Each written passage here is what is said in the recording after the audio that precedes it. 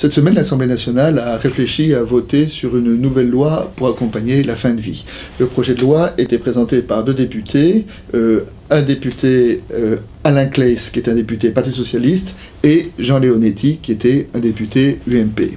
Et cet œcuménisme politique, peut-on dire, est, à mon avis, bien heureux, car sur des questions éthiques qui touchent à l'intime de chacun, qui touchent à la mort. Or, le propre de la mort, c'est qu'elle est, au sens propre, impensable. Car comment peut-on penser l'absence ? Comme on ne peut penser l'absence, c'est quelque chose de très, très individuel. Et à partir de ce moment-là, c'est bien que la question essaie de dépasser les clivages politiques. Et dans Réforme, depuis 2 ans à peu près maintenant, nous avons déjà publié une quinzaine de textes et de positions sur la fin de vie. Aujourd'hui, à l'heure de faire le point, au moment de cette loi, nous pouvons avancer 4 propositions.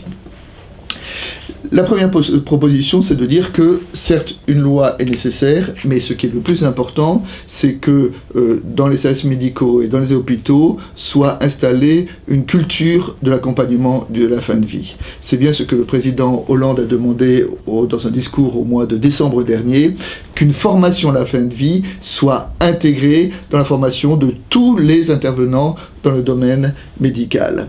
Et Jean Leonetti disait lui-même, pour évoquer justement cette culture, que des cas comme le cas de Vincent Limbert, qui a fait tellement de bruit dans la presse, il y en a à peu près 20 000 par an. Et que la plupart du temps, dans l'immense majorité des cas, eh bien, la situation se trouve une solution par le dialogue et la concertation. La seconde chose que nous pouvons dire, c'est qu'il y a certes ce qu'on appelle un lobby, beaucoup de gens qui poussent pour aller plus loin, pour aller jusqu'à l'euthanasie. Ce qui est assez intéressant sur l'euthanasie, c'est qu'on s'aperçoit que, en général, les gens qui sont les plus favorables à l'euthanasie, c'est les gens qui sont en relative bonne santé.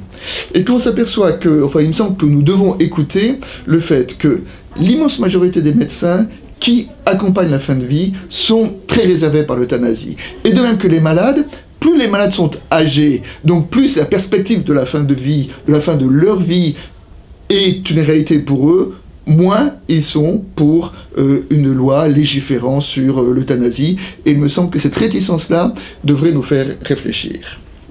La troisième affirmation, c'est l'évolution de la technique nous oblige à légiférer.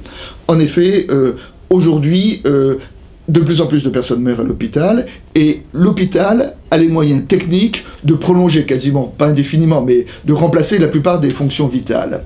C'est la raison pour laquelle la fin de vie, de plus en plus, va être le fruit d'une décision, et c'est pourquoi il est important d'instiller dans cette décision, justement, de la concertation et du dialogue.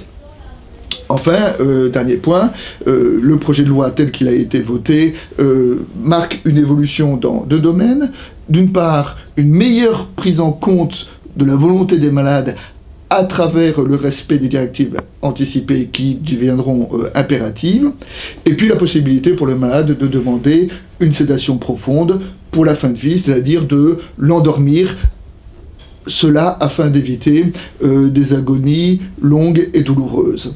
Alors, une telle loi ne résoudra certainement pas tous les problèmes, mais elle a l'intérêt, de respecter quand même l'interdit de la mort, qui est un interdit qui protège les médecins, les malades et les familles, tout en trouvant une solution pour, comme je disais tout à l'heure, les agonies longues et inutiles.